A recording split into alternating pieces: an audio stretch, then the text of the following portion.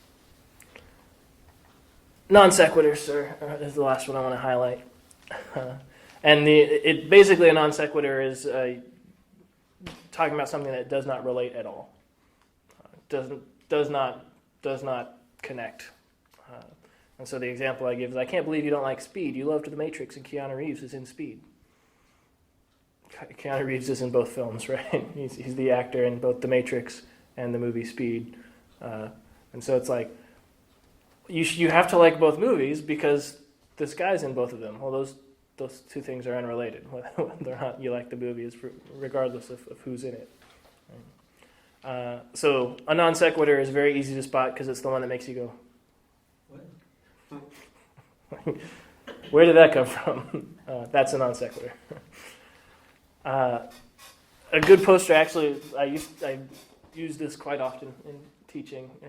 I have it hanging up in my office. It's "Thou shalt not commit logical fallacies." And so this is, if you Google logical fallacy poster, really helpful thing that goes through all of the major logical fallacies that are commonly committed. Just because I've had this happen before, black or white people have often accused Christians of that logical fallacy, so Yeah. that would be something I would be interested in how you address. Yeah, for sure. So black or white is a logical fallacy that says it's where you frame something to where there are only two options when there are actually more options. And so this basically it's improperly approaching the three fundamental laws of logic. Whereas instead of saying an apple is not a non-apple, you're saying an apple is not an orange. Well, there are other fruits, right? An apple is not an orange, but it's also not a banana, it's also not a pear, it's also not a grape. And so then you frame this as all things are either an apple or an orange. All fruits are either an apple or an orange. It's where you come up with a false excluded middle and non-contradiction. So the black or white fallacy would be putting forward, in the political realm, you're either for me or you're for my opponent. Maybe I'm for neither of you. There are other options here. I'm either for you or not for you. That's a logically consistent black or white statement. Does that make sense? Yeah, and people use that against us and say, oh, well, you claim you're either a believer in Christ, you're repentant and trusting, or you're not, and you're going to hell. And no, that's a fallacy. There's other things. So what's the best way to approach when people try to use that against you? I would take it right back to the law of non-contradiction. If you phrase it in a way that where it's true, you either are going to hell or you're not. Mm-hmm. Now that's assuming that we agree that hell exists and is a thing. But even if, those are the two options. You either are or you aren't. Well, how do you separate in their mind? Because to them, when you say that, they're like, oh, that's a logical fallacy. Right. You saying that to them, or saying, oh, well, the fundamental laws, they still think of it as a logical fallacy. And if you can't get past that, your conversation kind of ends. Yeah, and sometimes it does end. It's like, well, if we're not going to communicate logically, I don't know where to go from there. But trying to walk them through the difference between various people's opinions and proposed solutions versus truth. It comes back to a question of what is truth. Let's define, how do we know what is true? We've talked a little bit about that in here. I think we'll hit a little bit more in 3 weeks. I actually did have a question, but I didn't know you weren't finished responding. No. So I noticed the genetic fallacy up there. Would you sort of lock that into the category of an ad hominem? Because it seems to me it most often gets used that way. Yeah. So like tu quoque is a type of ad hominem. The genetic fallacy is a type of ad hominem. Those are quite often. And some of these I would even disagree with whether or not they're fallacies in the way that they're framed here. So for example, an appeal to authority. I agree that quite often is a fallacy. Saying that something is true just because somebody with letters after their name said so. Or, what have somebody that I know... If you guys went out and said, I learned this thing about the Bible, well, why is it true? Because Stephen said so in the apologetics class. That'd be a fallacy. That'd be an appeal to authority. That's a bad argument. Don't do that.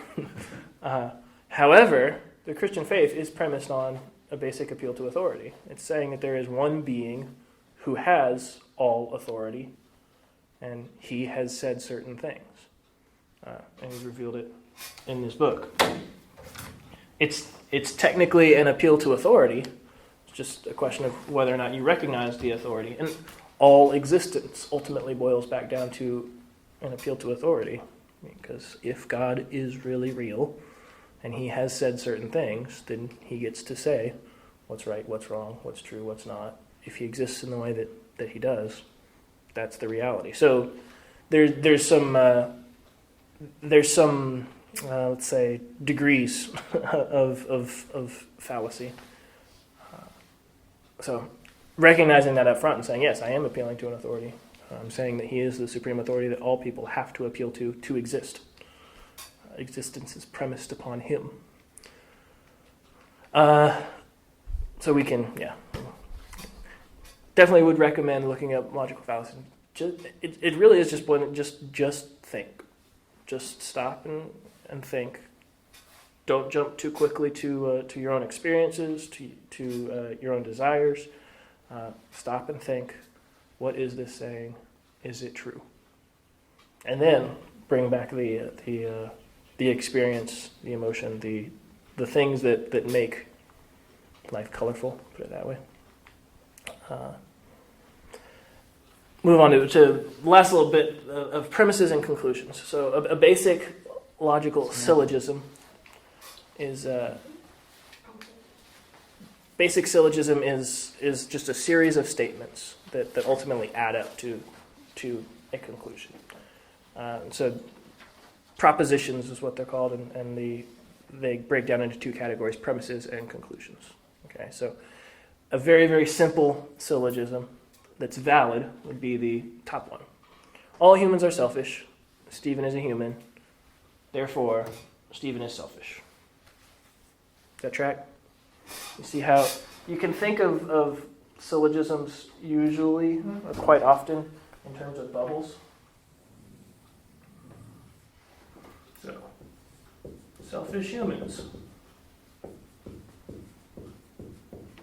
And that lines up with all humans.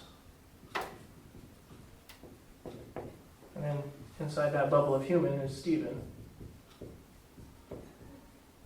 Right? You can even erase humans there and just say humans. That makes sense?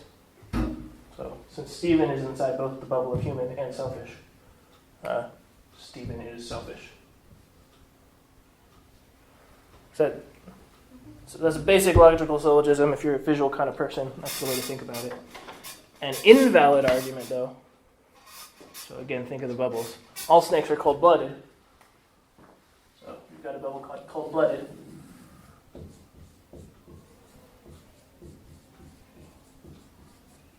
And all snakes are in it, right? And then the second premise would be all sharks are cold-blooded.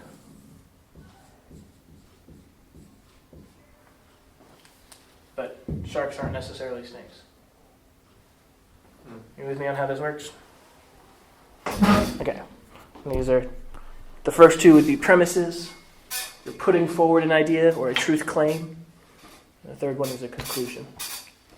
In terms of just how logical arguments work, the premises don't have to necessarily be true in order for the conclusion to be internally consistent.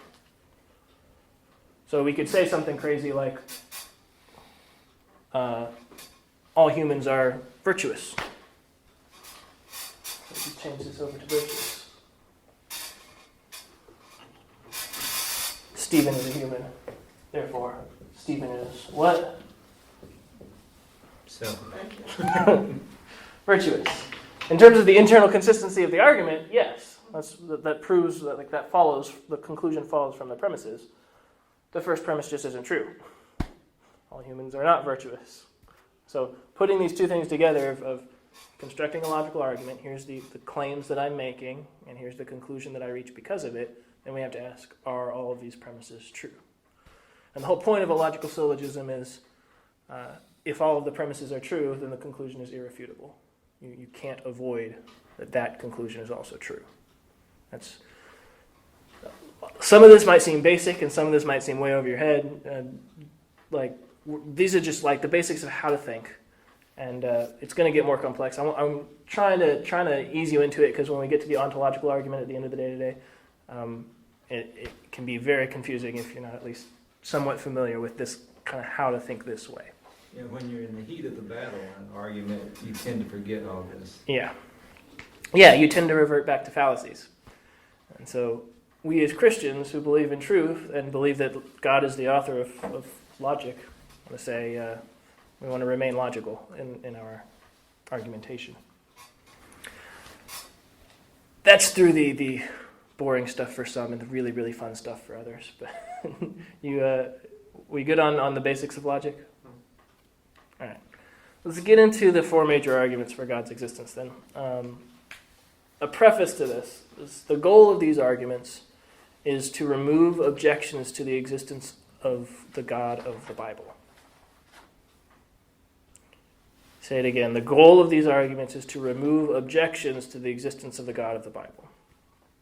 It is to remove objections, not to prove his existence. Like we talked about before, if the Bible's true, all people know the truth of God suppresses unrighteousness. Romans 1 is very clear that there are no atheists. Right? So when someone puts up an objection and say, God, I don't think God exists for this reason, you can use these arguments to remove that objection and get back to the truth that the Bible says, no, actually you do know the truth. You're suppressing that in unrighteousness. Maybe not saying it that directly, but getting it at that point. That was for people who aren't here. That's the last 3 weeks we've been talking about that mostly. We went really deep into Romans 1, so I would encourage you to go listen to the previous lessons on Romans. The other thing is that it's removing objections to the God of the Bible. It's not any supernatural being. It's not just theism in general. We are specifically defending God as he is, not some philosophical concept of a possible God. Does that track? The reason I hit this point is that quite often our apologetics end up being just a philosophical argument for the existence of some deity, not necessarily the God of the Bible, as he actually is. And like I've been saying, it does no good to turn someone from an atheist into a theist. We have to turn an atheist into a Christian. So this God is a certain way. He is personal. He is all-knowing. He is all-powerful. He is unchanging. There are certain attributes of this God. He's triune. Certain attributes of this God who exists, who is, and he is the one we are defending.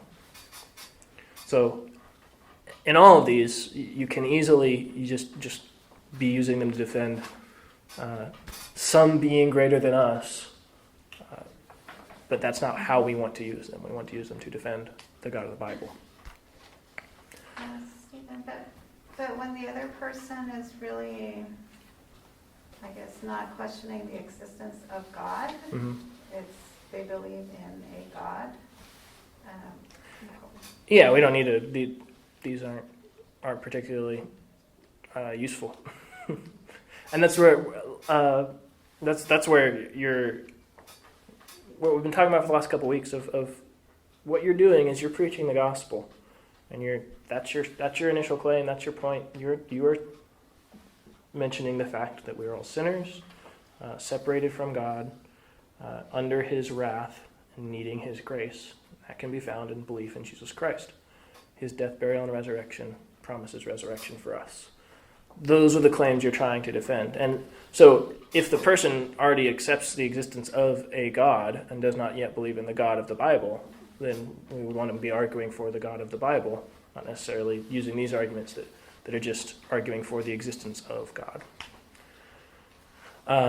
So yeah, this would be for in those conversations with the people who claim to be atheists. That's what these arguments are for.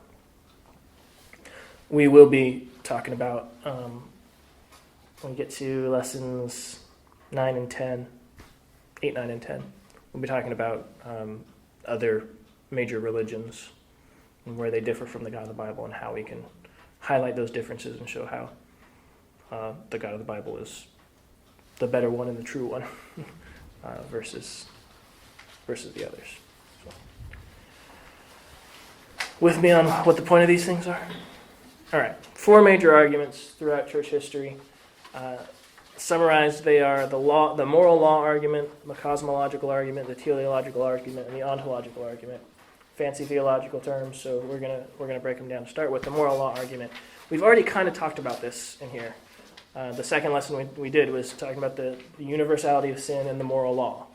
Right? We looked at Romans 1 and 2, and we looked at specifically chapter 2, where it says, the moral law is written on the hearts of men, even the Gentiles who do not have the law become a law unto themselves, their conscience bearing witness, either accusing or even affirming them.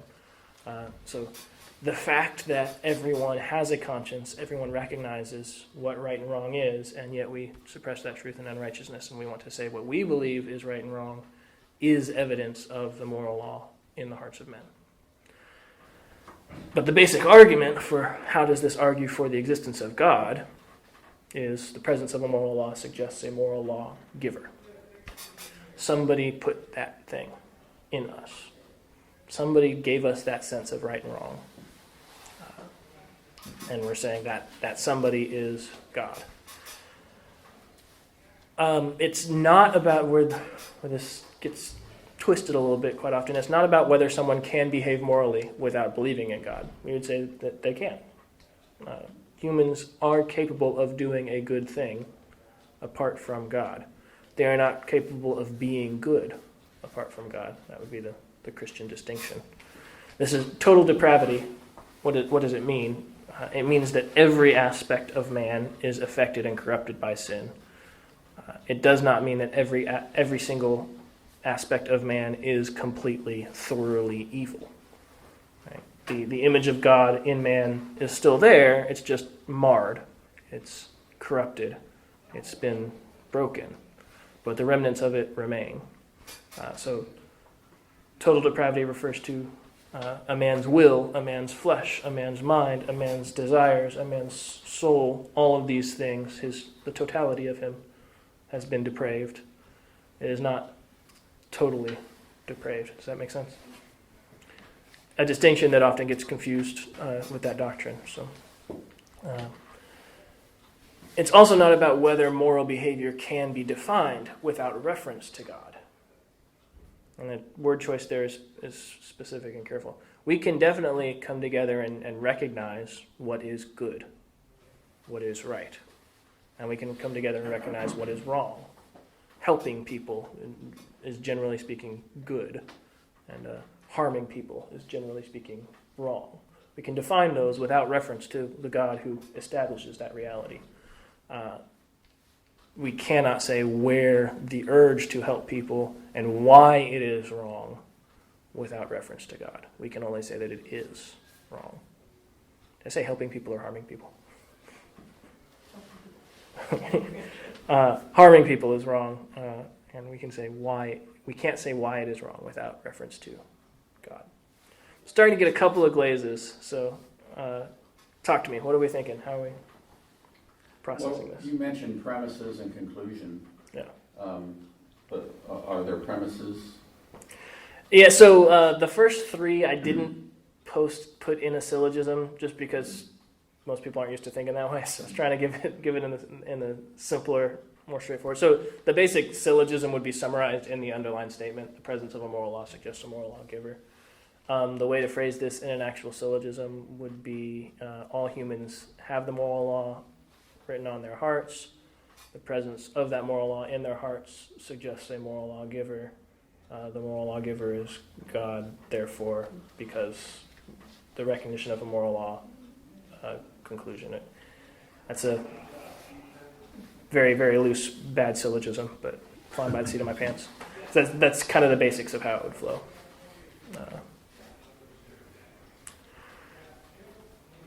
Primary text would be Romans 1 and 2. We've already looked at that in depth, so this one I'm expecting to go quick because of our previous lessons.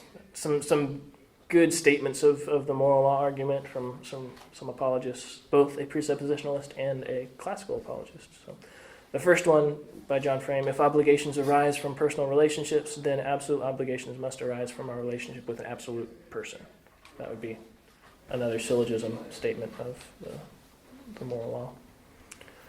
The law of human nature, or of right and wrong, must be something above and beyond the actual facts of human behavior. In this case, besides the actual facts, you have something else, a real law, which we did not invent and which we know we ought to obey. C.S. Lewis in Mere Christianity spends the first 2 chapters just going through the moral law argument. And this was his favorite of the arguments. It's actually my favorite of the arguments, too. The ontological argument is my favorite of the arguments. The moral law argument is the most useful of the arguments. And so I would definitely recommend picking up Mere Christianity and giving it a read. I disagree with a lot of C.S. Lewis's theology, but the dude knows how to think. He is a rational, logical, and yet compassionate writer. Well worth your time to read that book. I always like having a few little jokes in here. Dang it, I can't find the device that helps me locate delicious mushrooms. You've lost your morale compass. Puns are the highest form of humor, so I'm happy about that comic. So dealing with some counter arguments, I'm going to try and give you a couple of the common counter arguments you'll hear when you're presenting these arguments. And so the moral law argument counters would normally be these two. Morality is not objective, it's relative. This is very common in our age and our culture. The other person will say, this is just what our society, the really like people who are committed and actually have thought this through the logical conclusion, they'll say, societies just decide what's right and wrong. It's not necessarily objective across all times, all humanity. So there have been societies that agree with cannibalism, and that's just part of their culture, and we would be wrong to tell them that they're wrong for doing that. The cynic in me says, stop talking absolute sheer nonsense. No, cannibalism is just wrong. The moral law is itself a base axiomatic appeal. But some ones that usually will get people to break on that commitment. The idea that morality is relative is rape, incest, and murder are usually the 3 that people will say, okay, all of those are always wrong. In particular, one that it's a little bit awkward and off color, but incest is one that, according to the morality of our age, there's no reason to suggest that incest is wrong. If the only ethic in sexual relations is consent to consenting adults, whether they're related or not, what's wrong with that, according to the morality of our age? But everyone recognizes that's just wrong. Like, even the committed moral relativist is like, no, that's not okay. I'm not on board with that. And so it appeals to the heart of the moral law that's written on the heart of men. You can't really explain it away as easily with things like that. If morality is relative to cultures, then which culture decides what is moral? And again, that's where the argument kind of breaks down. Well, our culture decides what's moral for us. Like, okay, so if we all got together tomorrow and just decided that rape is now okay, does that make rape okay? Answer, no. No, it doesn't. The moral law is objective. It is constant. It is absolute. It is not changed from person to person or culture to culture.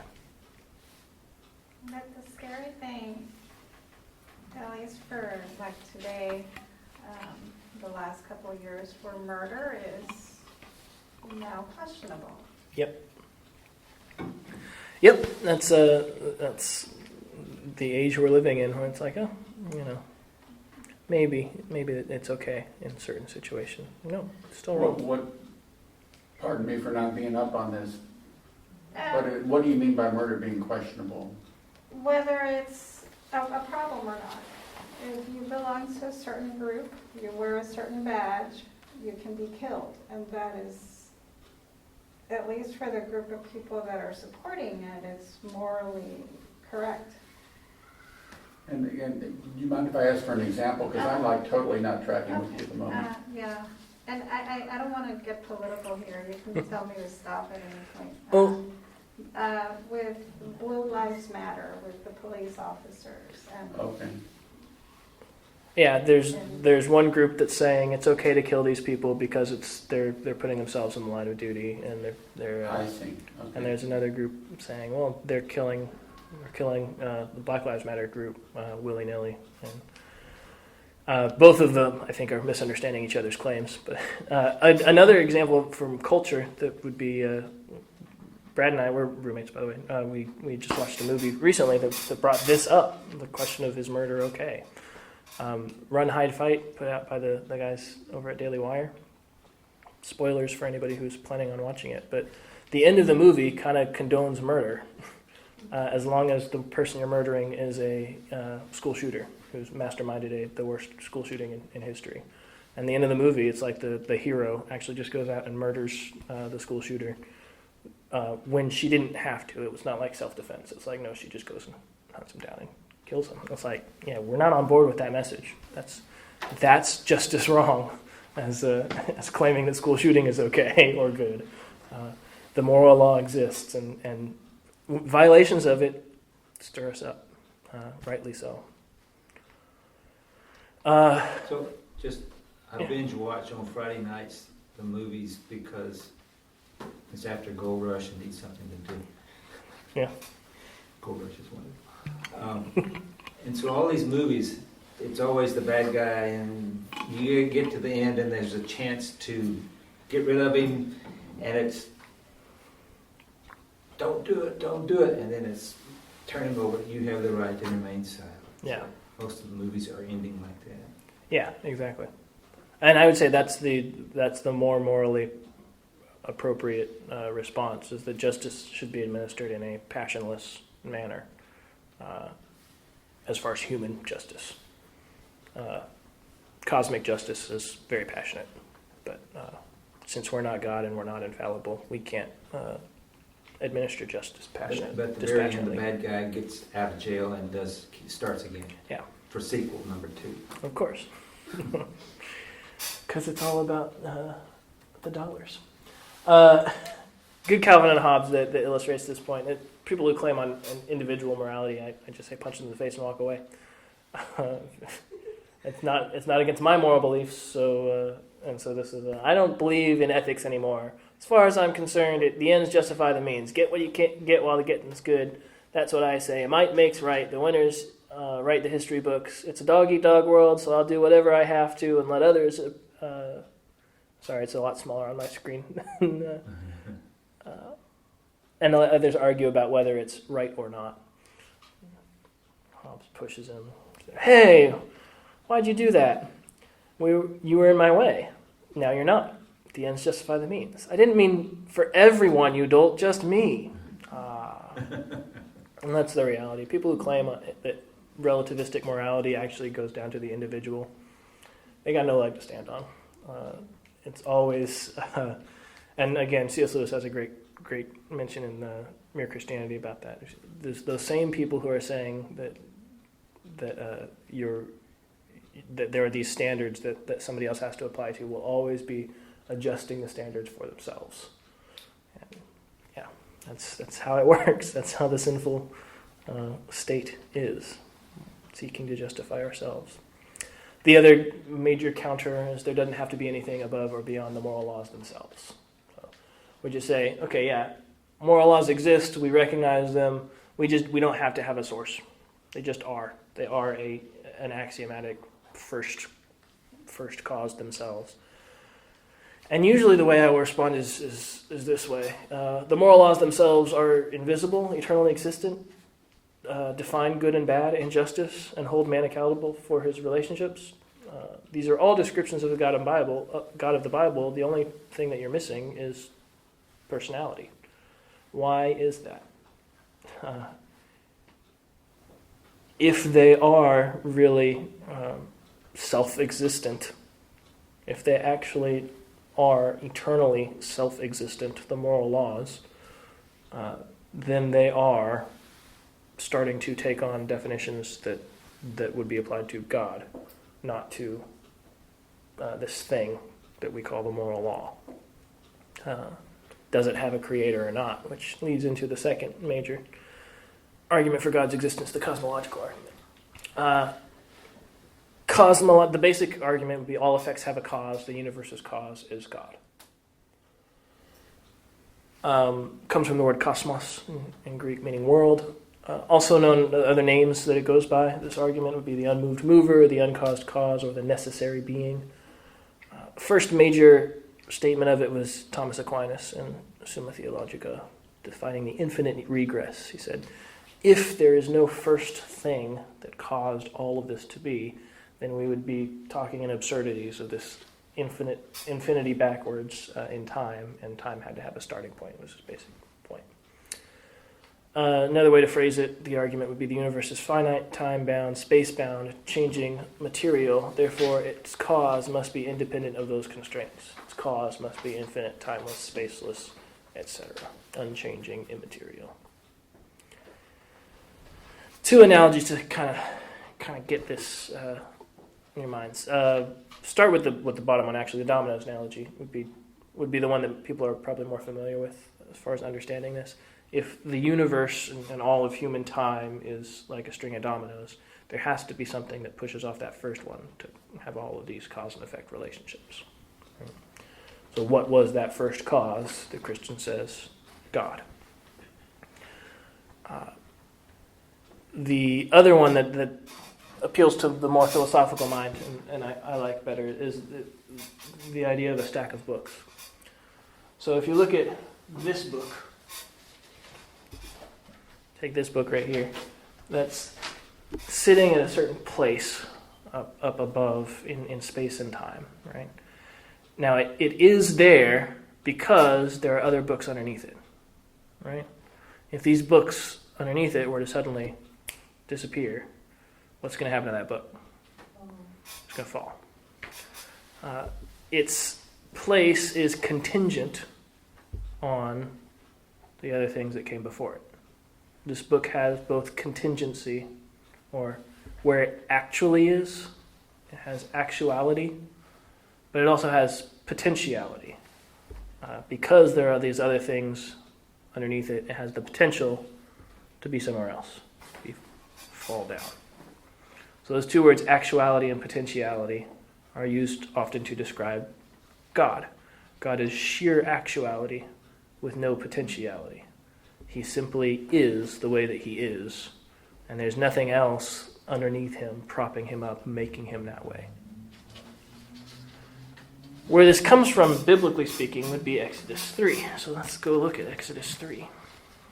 I was wondering how you were going to get into that. You can see this very simply in the very first words of the Bible. In the beginning, God. Meaning, God was there in the beginning. Right? He wasn't contingent on the beginning for him to be. But Exodus 3:14, I think, helps us out a little bit more. This is the burning bush scene. Right, so Moses is off in the desert. He sees a burning bush up on the mountainside. He says, I will turn away to see this wondrous sight. And the bush speaks to him. It says to Moses, take off your sandals, the place you're standing on is holy ground. They have a little conversation.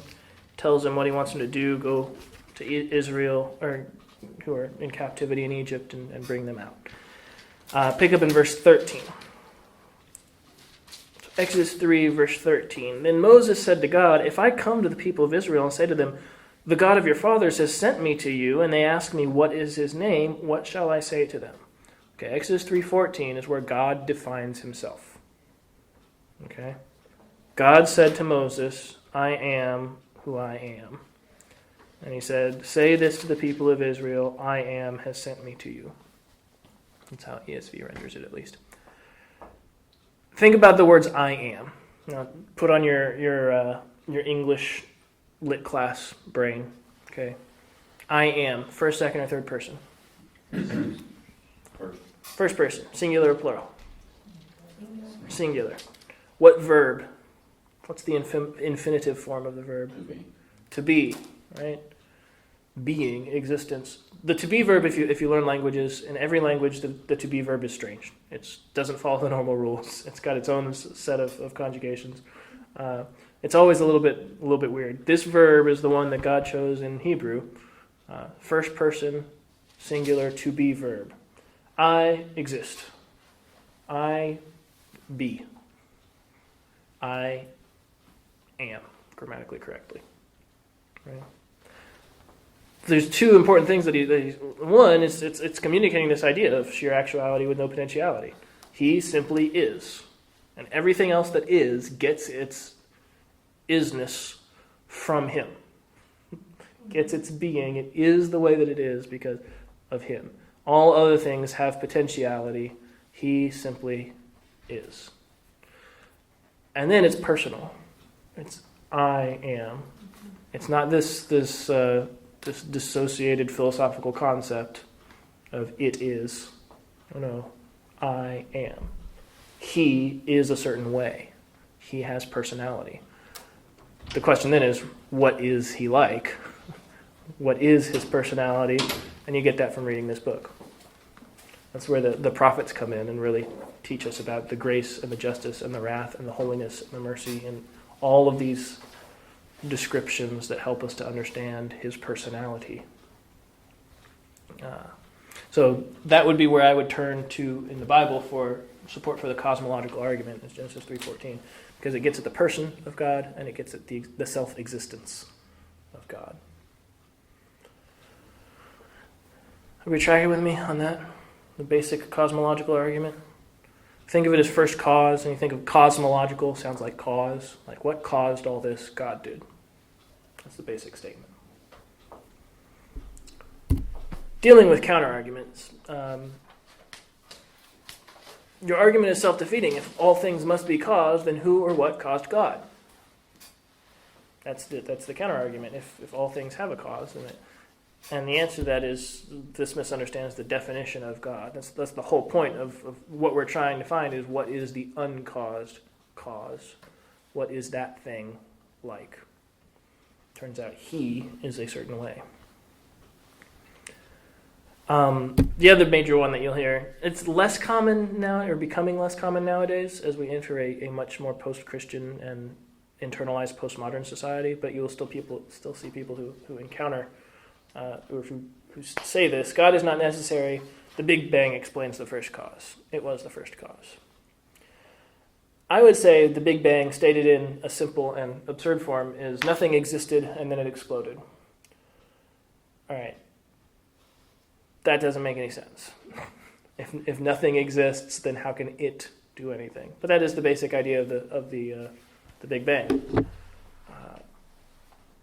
For the Big Bang to have the same explanatory power as the cosmological argument, it must explain how something came from nothing. And the whole point of the cosmological argument and the Christian God and his creation is that he is self-existent. It's not that something came from nothing, that came from him. He spoke it into being, ex nihilo, from nothing. A good comic that if the Big Bang is true, what banged it? How did that come to be? The cosmological argument still has a bang. What caused the Big Bang? Perhaps this is what caused it. 13.8 billion years ago, a few seconds before the creation of our universe. All set, let's fire up this Large Hadron Particle Collider and see what happens. Perhaps that caused the Big Bang, if the Big Bang is what you're appealing to as the first cause. It does not fit the necessary qualifications philosophically to be a first cause. It can just be a possible cause in a chain of causes. Following with me? Basically, if the Big Bang is true, it's not the first domino in the line, and it's not the thing that pushed the dominoes. It's one of the dominoes in the line. So we need to go further back. So I have a question. Yep. So I've never understood why the first cause has to be unchanging. It's how to say this in a concise and understandable manner. there would be a more advanced logical formula that basically is saying that in cause and effect relationships, the cause has to be independent of the effect for it to be a true cause and effect relationship. And so since the effect is time, which by definition is change, then the cause has to be independent of time and does not change. That makes sense. I like that. Yeah. Everybody with me on the cosmological argument? Okay. Teleological argument. Growing up, this was my favorite argument, and I think it appeals to the younger mind, particularly the younger engineering type of mind, who likes to see order in things. The basic argument is this: the presence of design in the universe suggests a designer. So if you can demonstrate that there is design in the universe, then that logically means that someone put it together. Another way of putting it is that order does not come from chaos. The word teleological comes from the Greek word telos, meaning purpose or completeness or end. So the structure and order, other kind of frameworks for it, also known as the fine-tuning argument or the watchmaker analogy. An important note for this, if you're using this argument to defend the Christian God, is we would believe that the universe is designed but cursed, fallen. So there would be elements of design, and there would also be elements of decay of that design in what we see, if this is true. Which is where a lot of the dealing with counter-arguments comes into play, and so we'll talk about it in a second. But the main places I would turn to in your Bibles for this would be, somebody want to look up Psalm 8, and I'll look up Job 39.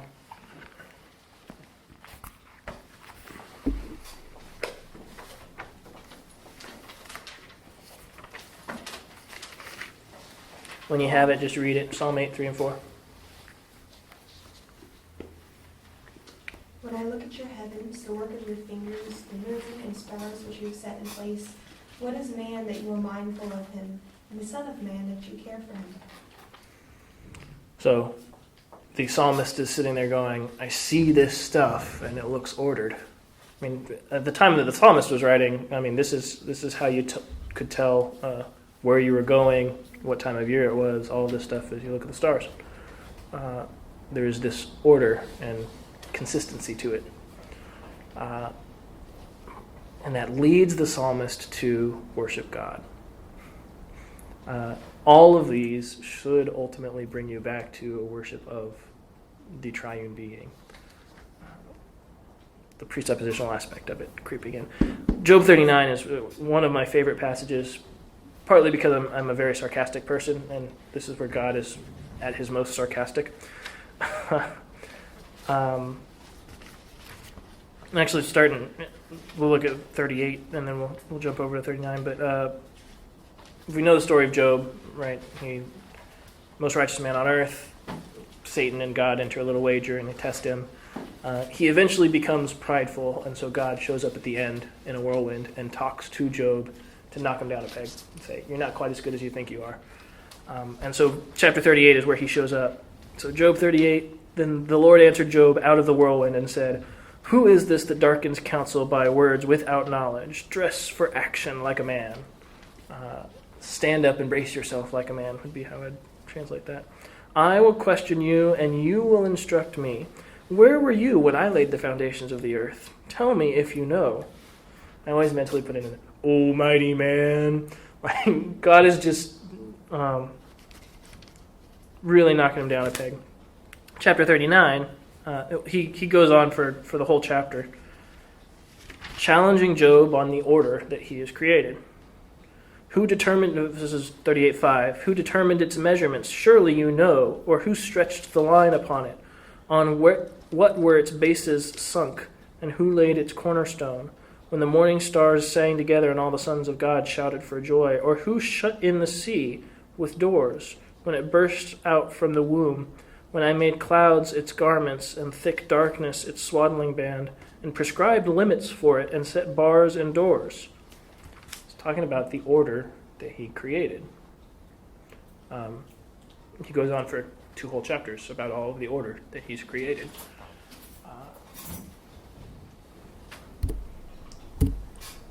Some other examples of order that we just saw: solar system, DNA, photosynthesis, biology, the laws of logic.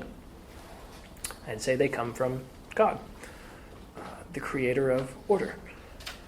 Notice this is a macro design and a micro design, right? We've got something as vast as the solar system, as the universe, the universal gravitational constant that exists, and yet something as microscopic as DNA. All of this has elements of design and order to it.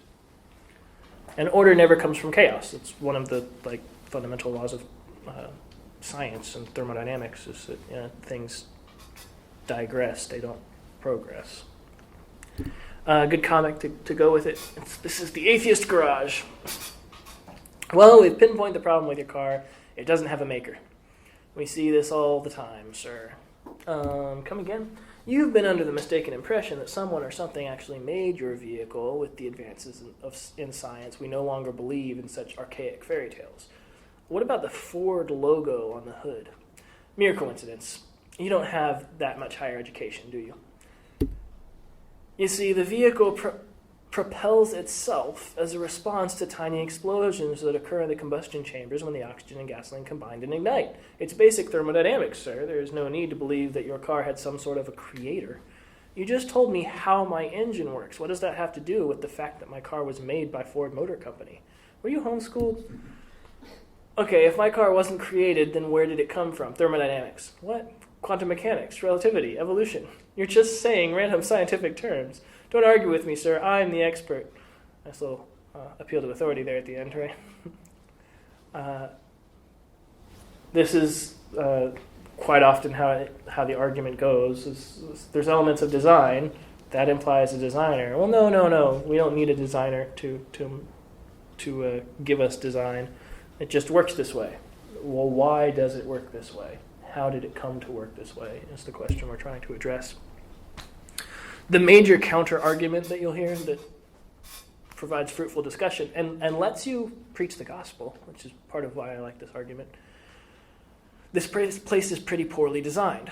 You will often hear people counter this with, there's apparent design, it's not real design. I mean, the universe is made up of 99% space, just space, empty space. That doesn't seem like design, that seems like chaos. What about decay and death, and what about these things that we don't need anymore, like the appendix? Well, first of all, evil, and this is one that will often come up. Why do bad things happen if this is so designed by some perfect, all-knowing, all-good creator? We're going to talk about the problem of evil for the next 2 weeks, so I'll leave that one for the next 2 weeks. But the curse and the fall explain the inefficiencies in the design that we see.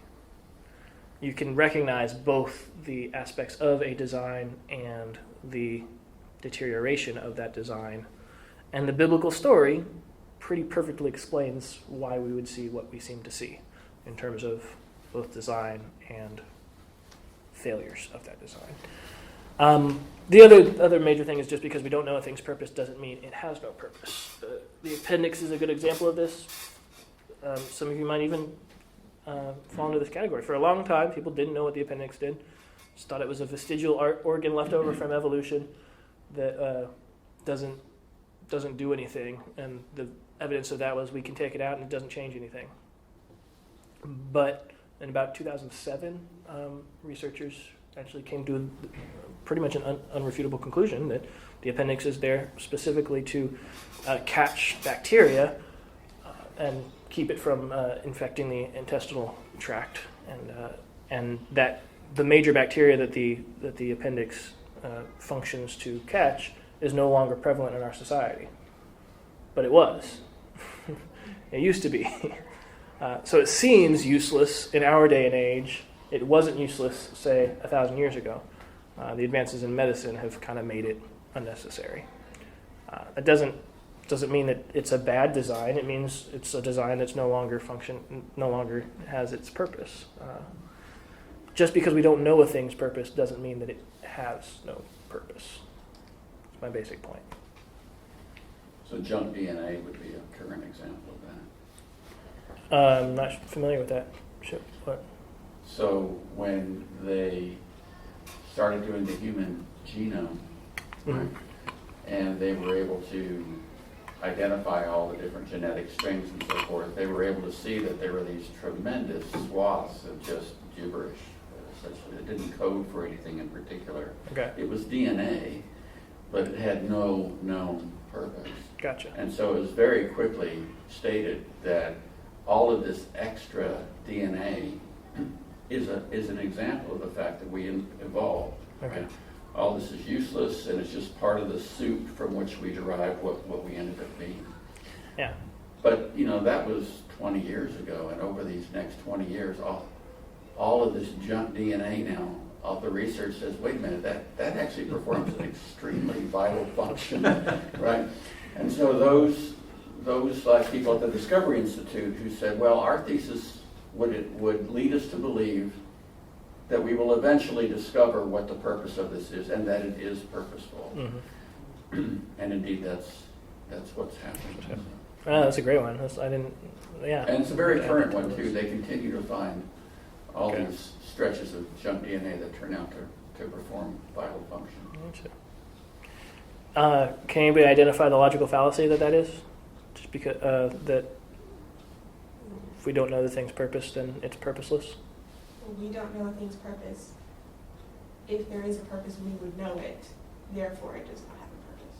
Yeah. So yeah, exactly. The argument from silence would be the name of that fallacy. Since we don't know the thing's purpose, it doesn't have one. No. And we talked about this, I think, last week with the Pilot Stone, right? One of the major arguments against the reliability of the Bible was that there's no archaeological evidence, or there's a lot of things that have no archaeological evidence for them. For a long time, they thought Pontius Pilate was a fictional character because there was no evidence from Rome that ever recorded him as a procurator in that region. But then, in the 70s, they found the Pilot Stone that has his name engraved on it, and it's like all of these books just became totally useless as they were arguing for the unreliability of the Bible as a historical document on that basis, and it was an argument from silence. So sometimes an argument from silence can be useful. Most of the time, it's just a logical fallacy that builds your argument on a total house of cards. But the last one we're going to look at, we'll wrap it up, the ontological argument. It's my favorite one. So this is the one where I give you two formulations of it, syllogisms of it. So this is pretty much the syllogism that I believe it was Aquinas put forward. It might not have been Aquinas. I have it on a slide later. So the basic ontological argument is the idea of a perfect being suggests the existence of a perfect being. And here's how it works. God is understood as the greatest conceivable being by even the fool. A thing exists either in A, the understanding only, or B, in both the understanding and reality. For example, a painter in his painting. He understands the painting, and then he brings the painting into reality. It is greater to exist in reality than to exist merely in understanding. If God exists merely in understanding, then God is not the greatest possible being, since a being that existed in reality would be greater. But God is, by definition, the greatest possible being, therefore God exists not merely in understanding, but in reality as well. Did that track? Cute, I think, is with the original counter. That's most people's reaction to the ontological argument. It's either like, huh, or funny, right? A simpler statement of it, God has all perfections. Necessary existence is a perfection. Therefore, God exists necessarily. A lot of people will lambast this argument as a purely philosophical argument, not one based in reality. Like, it's internally consistent, but we deny the first premise, so we don't need to worry about it. It is internally consistent. If you accept the first two premises, all of the rest logically follow. So if God is understood as the greatest conceivable being, even by the fool, then he exists.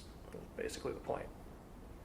So the word ontological comes from the Greek word on, meaning being.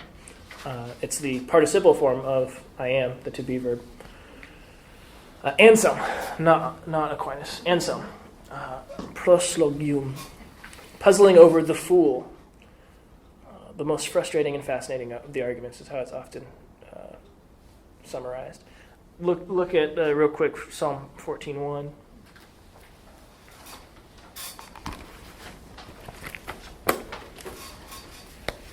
This was the passage that Anselm was thinking about when he constructed the argument.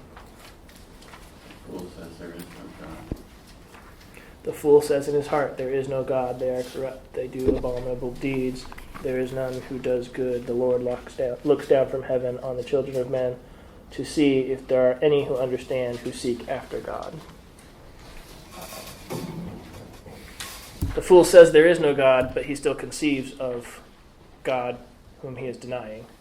That was the basic thought that produced the argument. So he says he doesn't exist, but he correctly conceives of his non-existence. So therefore he exists, was the basic point. William Lane Craig put together a pretty good video explaining kind of the concept of the ontological argument. I have a little bit of a problem that I'll explain afterward, but we'll at least the basic core idea of understanding the argument as God is the greatest conceivable being. That's the part that you have to wrap your brain around to understand how the rest of it flows, and he does a good job of explaining that. So. In the year 1078, a monk named Anselm of Canterbury astonished the world by arguing that if it is even possible God exists, then it logically that God. Anselm's argument came to be called the Ontological argument, and it has sharply divided philosophers ever since. The 19th century German philosopher Arthur Schopenhauer called it a charming joke, but many prominent 20th century philosophers, such as Charles Hartman, Norman Malcolm, and Alvin Plantinga, think that it's sound. Here it is. God can be defined as a maximally great being. If something were greater than God, then that being would be God. And in order to be maximally great, a maximally great being would have to be all-powerful, all-knowing, and morally perfect in every possible world. Possible worlds are simply ways the world could have been. To say that something exists in a possible world is just to say that if the world were that way, then the thing would have existed. For example, even though unicorns don't exist in the actual world, it seems at least possible that they could have. So we can say that unicorns exist in some possible world. On the other hand, a married bachelor does not exist in any possible world because the idea of a married bachelor is logically incoherent. It could not possibly exist. So if it is possible that a maximally great being exists, then we can say that he exists in some possible world. But wait, a maximally great being would not really be maximally great if it existed in only some possible worlds. To be maximally great, it has to be all-powerful, all-knowing, and morally perfect in every possible world. So think about it. If a maximally great being exists in any possible world, then it exists in every possible world. And if it exists in every possible world, then it exists in the actual world. That is, a maximally great being actually exists. Thus, the atheist has to maintain not simply that God does not exist, but that it is impossible that God exists. Here's a summary of the ontological argument. Steps through 6 are straightforward and largely uncontroversial. But what about point number 1? Clearly, if it can't be shown that the idea of a God is logically incoherent, then the argument fails. But is the idea of a maximally great being absurd? like a married bachelor, or a square circle, or the smell of blue? This doesn't seem to be the case. The notion of an all-powerful, all-knowing, morally perfect being that exists in every possible world seems to be a perfectly coherent idea. But couldn't we parody this argument and make it work for anything? Why not say, it's logically possible that a maximally great pizza exists. Therefore, a maximally great pizza does exist. However, the idea of a maximally great pizza is not like the idea of a maximally great being. In the first place, there aren't intrinsic maximal values that make pizzas great. There could always be one more pepperoni to increase its greatness. It's not even obvious what properties make a pizza great. Thin crust or thick crust, extra cheese, anchovies. It's relative to the taste of the consumer. In the second place, a maximally great pizza would have to exist in every logical possible world. But that would mean that it couldn't be eaten. So it wouldn't really be a pizza, because a pizza is something you can eat. The idea of a maximally great pizza turns out not to be a coherent idea. The idea of God, on the other hand, is an intuitively coherent idea. Therefore, his existence is a possibility. And the ontological argument shows that if God possibly exists, then God actually exists.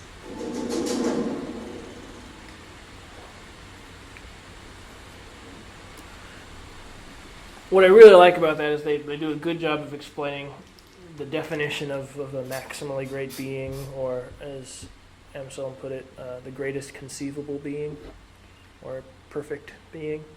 What I don't like about it is all of the stuff about possible worlds. I think that's silly. The idea of possible worlds are incoherent ideas. They are also in that list, like a married bachelor, or the smell of blue, or dry water. Because there are no possible worlds, there is only what is. And what is gets its, like I said, isness from the great I am.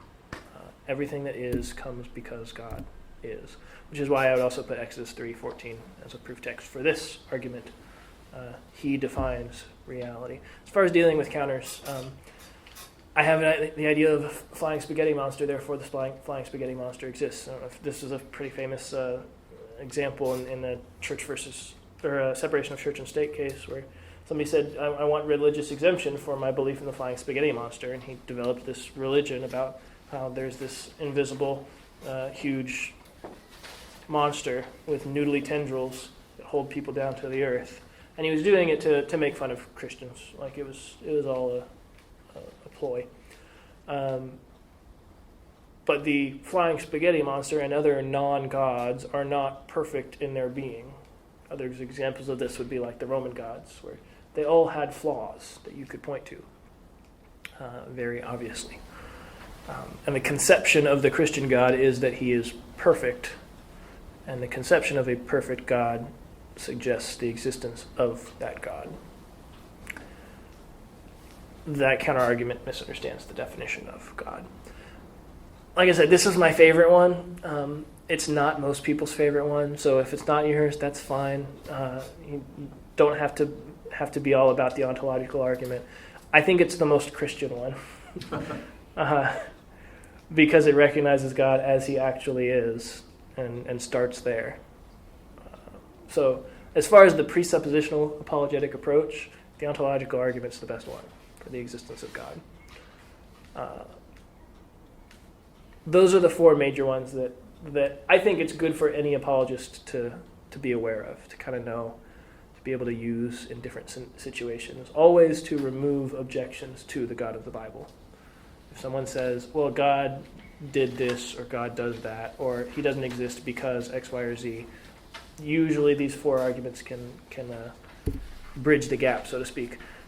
Other arguments that would be useful to look into that I think are fun but didn't have time for would be Pascal's Wager, written by Blaise Pascal, a mathematician. He basically put forward the idea that it's in your best interest to believe that God exists because you have everything to gain and nothing to lose by believing that he exists. But if you're wrong, then you have everything to lose and very little to gain. So, Paul would disagree. yeah. Pascal's wager, it doesn't... It's an interesting one to kind of like pull out of your back pocket every once in a while to maybe see if this appeals to somebody's emotions, but not the best argument actually for the existence of the biblical God. C.S. Lewis talks about the innate desire in men that because we desire something, in all other instances, a desire has a fulfillment in reality. We long to eat. There is such a thing as food. We long for sexual intimacy. Well, there is such a thing as sex. We long for eternity. Well, there is such a thing as resurrection. That's basically his point. He says it very eloquently.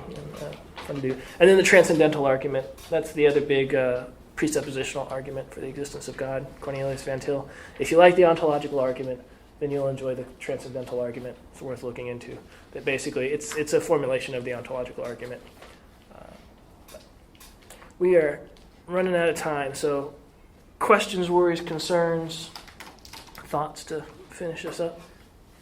I was going to mention that on that website you had the reasonablefaith.org, Mm-hmm. that I think there are like 7 or 8 different apologetic videos around these kinds of arguments. Yeah. And there's one for each of the ones that you discussed. Yeah. And I have found them helpful Mm-hmm. because I find them more cogently formulated than I'm capable of in a conversation. Yeah. And so I can share them. I can share a link to them. Yeah. And that has been helpful. Yeah, I like a lot of what William Lane Craig is putting out. So that's reasonablefaith.org is William Lane Craig's website. So if you think back to the presuppositional versus classical apologetics approach, he's in the classical camp, and I'm in the presuppositional camp, which is why I don't recommend his stuff super, super often. But every once in a while, I do like, he says things very clearly and well. And a lot of the times I can agree with everything he's saying, so we can adapt it for the presuppositional approach. But yeah. There's a lot of material out there if you just go looking. Google hasn't removed it yet, so find it while you can. There's always Bing. Ask Jeeves. So next week we're going to start into the problem of evil. We'll spend 2 weeks on that because that's most people's biggest issue with apologetics, and the thing that people are encountering the most. So we'll spend a lot of time talking about the problem of evil. And then after that we'll go into things concerning Jesus, specifically the incarnation and the resurrection, arguments about those events. And then we'll start looking at various other worldviews. So we'll look at Roman Catholicism, we'll look at the undefined New Age spirituality, we'll look at Islam and Mormonism.